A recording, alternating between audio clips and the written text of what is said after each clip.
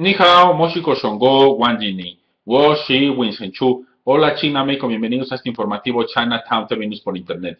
Primer y único medio informativo en México y América Latina de las noticias de China en español, su servidor Vicente. Hoy, 23 de julio de 2015, haremos de su conocimiento la información relevante del 24 de julio de 2015. La primera nota señala, presidente del nuevo Banco de Desarrollo afirma que trabajará con Banco Asiático de Inversión en Infraestructuras. El nuevo Banco de Desarrollo trabajará con el Banco Asiático de Inversión en Infraestructuras en diferentes proyectos, dijo el presidente del Banco del BRICS, Kandapur Baman Kamat. El nuevo Banco de Desarrollo fue inaugurado en Shanghai para financiar proyectos de infraestructura, sobre todo en los países del Grupo BRICS. El Grupo BRICS está integrado por las principales economías emergentes del mundo, Brasil, India, China y Sudáfrica. Los líderes del BRICS firmaron un acuerdo para establecer el banco durante su sexta cumbre realizada en julio de 2014 en Brasil. El banco iniciará operaciones a fines de este año o a principios de 2016. Hay muchas estructuras en las que podemos trabajar con el Banco Asiático de Inversión en Infraestructuras, dijo el funcionario bancario durante una entrevista en Shanghai. Las necesidades de infraestructura y proyectos son muy grandes, de modo que vamos a colaborar con todos. Con un capital autorizado de 100 mil millones de dólares, el Banco Asiático de Inversión en Infraestructuras, un banco multilateral iniciado por China, fue concebido para financiar infraestructuras en Asia. China, India y Rusia son los tres principales accionistas y su cuota de votación es de 26.06, 7.5 y 5.92% respectivamente. El ministro de Hacienda de China dijo que el nuevo Banco de Desarrollo como el Banco Asiático de Inversión en Infraestructuras han demostrado que las economías emergentes pueden desarrollar la infraestructura global y reformar la gobernanza económica global. Los dos bancos se complementarán pues son diferentes en cuanto a sus integrantes y tienen muchos distintos.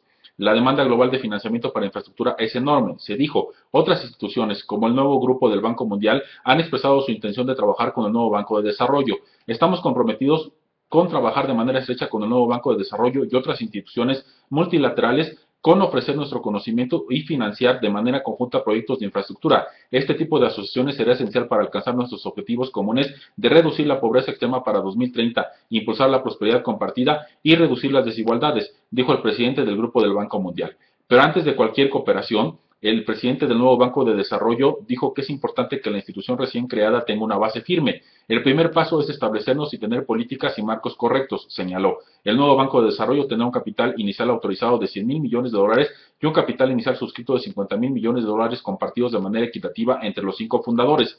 El director bancario dijo que el nuevo banco logrará la aprobación del primer préstamo en 2016 y que ese primer préstamo será emitido en renminbis chinos. Durante la entrevista se elogió la importancia del bloque y dijo que el establecimiento del nuevo Banco de Desarrollo comunica la mayoría de edad de los países en desarrollo. Ahora los países en desarrollo pueden pararse sobre sus propios pies y tratar de organizarse ellos mismos en relación con el financiamiento, dijo. El primer ministro chino Li Keqiang también elogió la inauguración del nuevo Banco de Desarrollo y lo describió como un paso importante en la cooperación entre los países del BRICS. Se trata de un gran avance en la cooperación financiera entre los países en desarrollo y las economías emergentes, así como un complemento útil para el sistema financiero global, dijo Li durante una reunión realizada con Kamat en Beijing. Los 5 países del grupo BRICS representan el 42.6% de la población global, el 21% de la economía mundial y cerca de la mitad de las reservas mundiales de divisas, pero han sido marginados en el panorama financiero global.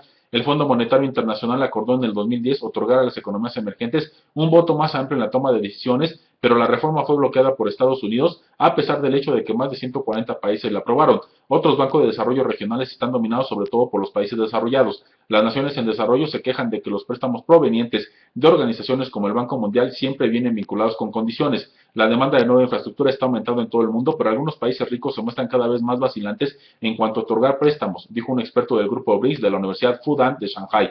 La creación del nuevo Banco de Desarrollo y la creación del Banco Asiático de Inversión en Infraestructuras es una declaración en el sentido de que trataremos de equilibrar solo algunas cosas en lugar de pedir prestado a quienes pueden generar volatilidad, dijo el presidente del nuevo banco. A través de la infraestructura mejorada, el nuevo Banco de Desarrollo puede hacer que el crecimiento sostenible en los países de desarrollo se convierta en realidad y China pueda compartir su experiencia, capacidad de producción en infraestructura y fondos con otros integrantes, dijo el analista del Instituto de Estudios Internacionales de Shanghai.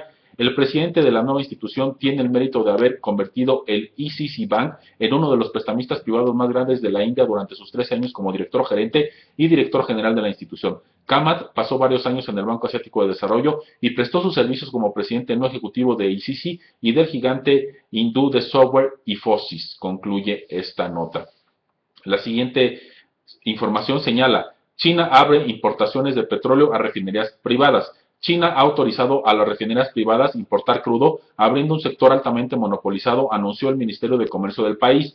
La cartera especificó los requerimientos para que las empresas no estatales puedan importar petróleo. Las firmas calificadas deben tener una capacidad de refinación de más de 2 millones de toneladas anuales y cumplir los estándares de eficiencia y medioambientales. Además, deben disponer de una capacidad de almacenaje de no menos de 300.000 toneladas de crudo, con muelles que pueden operar más de 50.000 toneladas. China es uno de los compradores de crudo más importantes a escala mundial. Cerca del 60% de su consumo de petróleo procede del exterior. Las importaciones están dominadas por los gigantes estatales como Sinopec, China National Petroleum Corporation y China National Offshore Oil Corporation. Existen más de 20 importadores privados calificados, pero tienen cuotas limitadas. En agosto de 2014, la empresa Xinjiang Guangxi Petroleum, una filial de Guangyu Energy, obtuvo la aprobación gubernamental para importar crudo, lo que la convirtió en la primera firma privada autorizada para hacerlo desde 2008.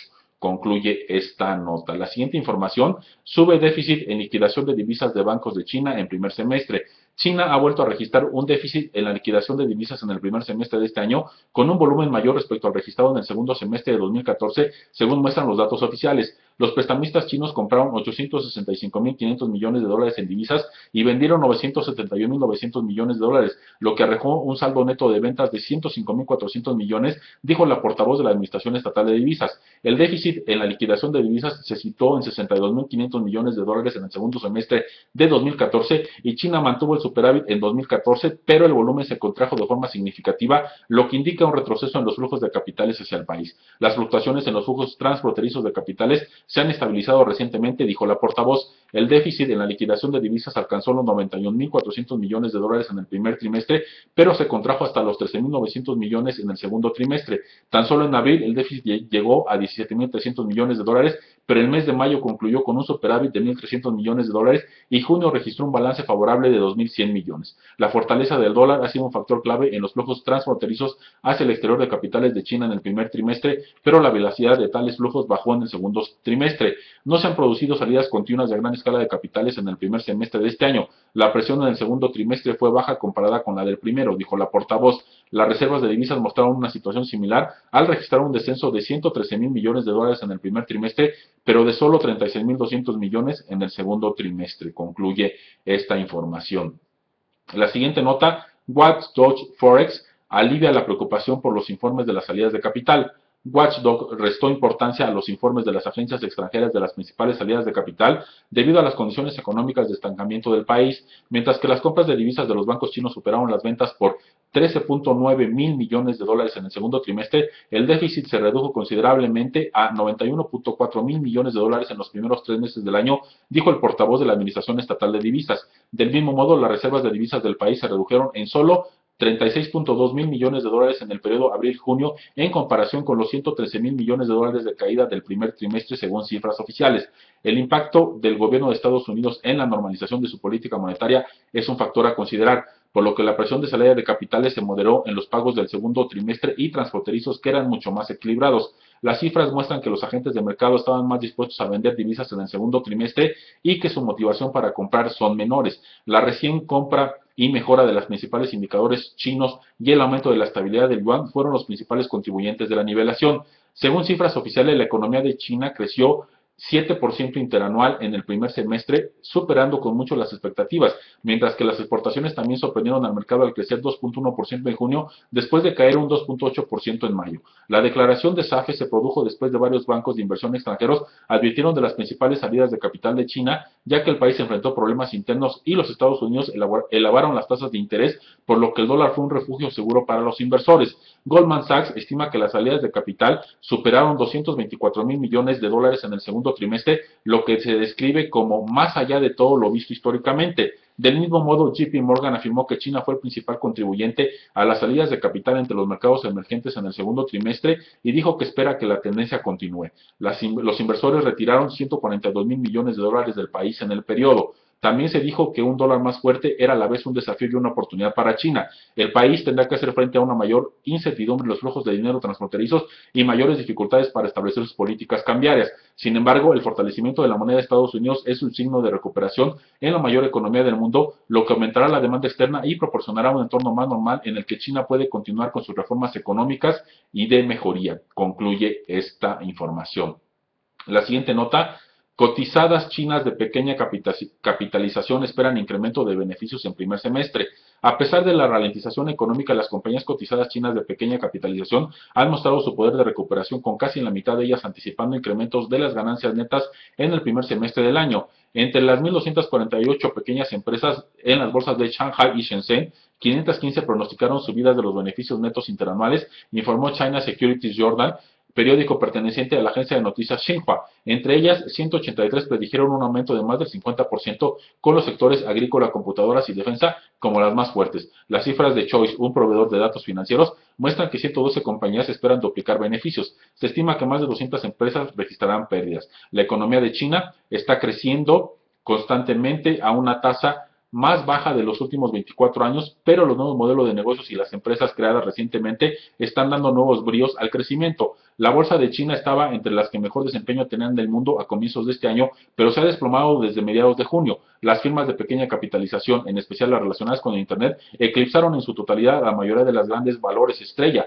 los llamados blue chips. Las compañías cotizadas publicarán sus informes de ingresos y beneficios semestrales la próxima semana. Es una práctica común que publiquen pronósticos para los inversores, concluye esta nota. La siguiente información, compras en línea impulsan servicios de mensajería en China en primer semestre.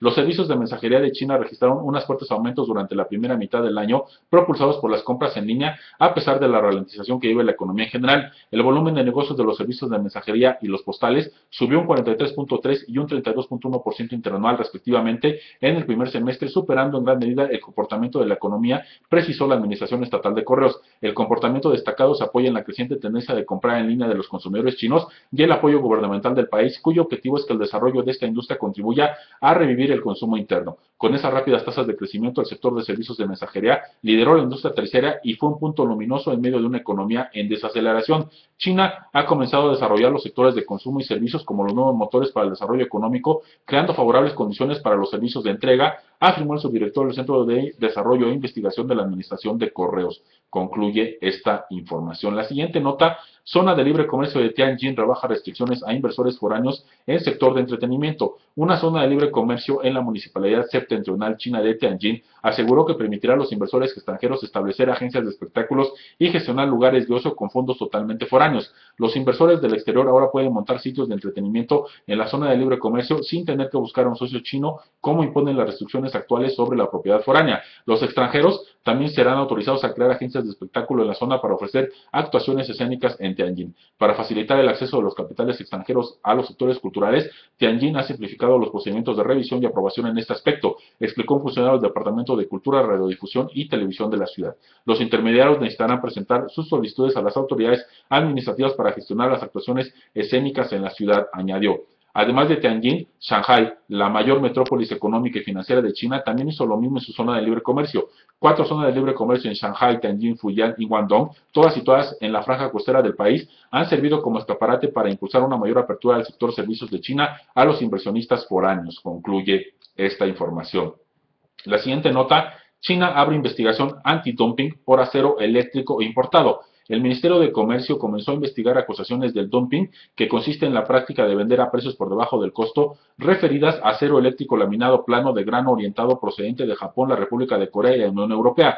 El ministro tratará de averiguar si la importación ha dañado o afectado a los intereses de los productores chinos, informó el ministerio en un comunicado. La investigación se abrió el 23 de julio, según la misma fuente. El acero eléctrico laminado plano de grano orientado es ampliamente utilizado en la producción de transformadores de voltaje, conmutadores, reactores y motores grandes, concluye esta nota. La siguiente información, Andbank Insurance logra aprobación para comprar aseguradora holandesa. El grupo Andbank Insurance, con sede en Beijing, ha obtenido la aprobación del gobierno para comprar la aseguradora holandesa Real NIEP.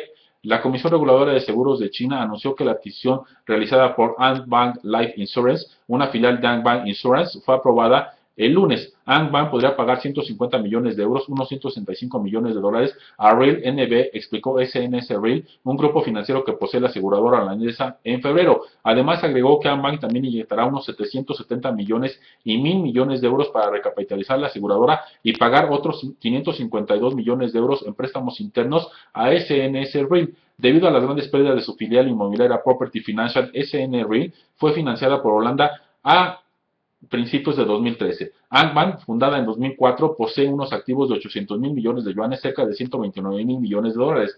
La firma china logró notoriedad pública tras adquirir el Waldorf Astoria, el hotel legendario situado en Park Avenue de Nueva York, en octubre pasado. Angband pagó por este icono de lujo 1.950 millones de dólares a Hilton Worldwide Holdings. En los últimos 3 meses, la compañía china también ha obtenido las aprobaciones para adquirir dos empresas belgas, la aseguradora Fidea NB y Delta Lloyd Bank NB. Concluye esta nota. La siguiente información: China International Capital Corporation registró en libros 57 mil millones de dólares de beneficio neto en primer trimestre. China International Capital Corporation, el mayor banco de inversión interna del país, dijo que su ganancia del primer trimestre se duplicó debido a un aumento de honorarios y comisiones que se disparó el comercio de acciones en los mercados de China continental delante de la lista de Hong Kong como estaba previsto. El beneficio neto de la Capital Corporation se elevó a 356.8 mil millones de yuanes en los ingresos de 1.7 mil millones de yuanes en los 3 meses hasta marzo, en comparación con un beneficio de 178.4 mil millones de yuanes y los ingresos de 1.1 mil millones de yuanes en el mismo periodo del año pasado, según el prospecto preliminar de oferta pública inicial. El banco planea recaudar hasta 1.000 millones de dólares con su perfil. Capital Corporation hizo su nombre tomando algunas de las mayores empresas de propiedad estatal en la bolsa de Shanghai y Hong Kong. El banco trabajó en oficinas de propiedad intelectual de Marquesina, incluyendo el listado del Banco Industrial y Comercial de China 2006, pero a medida que las empresas privadas se han convertido en los jugadores más grandes, se ha dejado por equipos con fuertes lazos con los empresarios del sector industrial y la tecnología. El accionista mayoritario de la Capital Corporation, el centro Huijin Invest Limited, una unidad de fondo de riqueza soberana de China, controla una participación del 43.2%, concluye esta nota. La siguiente información: se emite póliza de seguro de garantía financiera para préstamos de pequeña cantidad. La rama en Shanghai de China Pacific Insurance se convirtió en la primera empresa en China para proporcionar una póliza de seguro de garantía financiera para pequeños préstamos, ya que las autoridades siguen trabajando para hacer más fondos a disposición del sector privado. Bajo el acuerdo, China Pacific asegurará 1 millón de yuanes, el equivalente a 161 mil dólares de préstamo de Kodak-Son Microcredit a Shanghai Twin Biopharma Company. Estas políticas se ofrecieron anteriormente solo a los bancos, pero tanto la Asociación de Shanghai de Microcrédito y Shanghai, la Oficina de Servicios Financieros, apoyaron el acuerdo. Al eliminar gran parte del riesgo a las empresas de microcrédito, se espera que la nueva política facilite más los préstamos a las pequeñas empresas. Bajo el acuerdo, Swing pagará a China Pacific una prima equivalente al 3% del valor del préstamo. A su vez, DaSong cargará a Tizun un interés reducido por compensar el costo de la prima. China Pacific dijo que en vista de que a los mayores riesgos asociados con los préstamos a las pequeñas empresas, se ha fijado un tope inicial de 1 millón de yuanes de los préstamos que pueden ser cubiertos por la nueva política. El subdirector de la Oficina de Servicios Financieros de Shanghai dijo: estamos haciendo un esfuerzo concertado para hacer más fondos a disposición de las pequeñas empresas y vamos a animar a más compañías de seguros, empresas de pequeño préstamo y los prestatarios de participar en este tipo de acuerdos. El director de la Asociación de Shanghai de Microcrédito dijo que cerca de un tercio de las 120 o más empresas de microcrédito de la ciudad están en la necesidad de productos de seguros financieros. Los prestamistas y aseguradoras deben trabajar juntos para facilitar la introducción de este tipo de productos, concluye esta nota. Así, damos fin al segundo informativo de este día. Gracias por su consideración. Xie xie, sa chen, min kan chen.